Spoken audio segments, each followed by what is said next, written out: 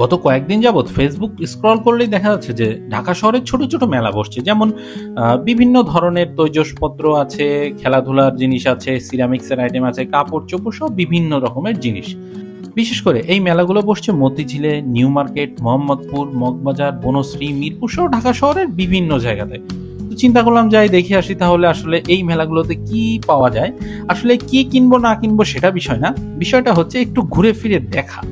এই জন্যই চলে গিয়েছিলাম মতিঝিল হলিডে মার্কেটে, মতিঝিল আইডিয়াল স্কুলের ঠিক অপোজিটে, এবং সামনেই এই মেলাটা বসে। মেলাতে গিয়ে বুঝলাম এখানে বিভিন্ন শ্রেণী পেশার মানুষজন আসে, বিশেষ করে নিম্ন মধ্যবিত্ত থেকে মধ্যবিত্ত সবাই আসছে এখানে। চলুন মেলাটা আপনাদেরকে একটু ঘুরে ফিরে দেখাই।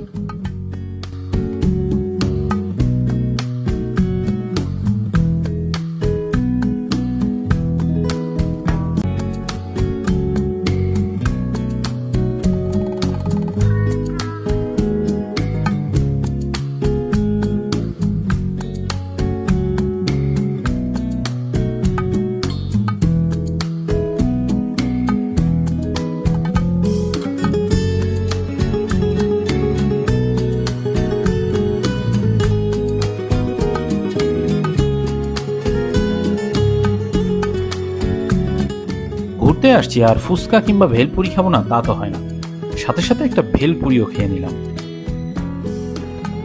এই ছিল আজকের ভিডিওটা, দেখা হবে অন্য কোনো ইন্টারেস্টিং ভিডিওতে।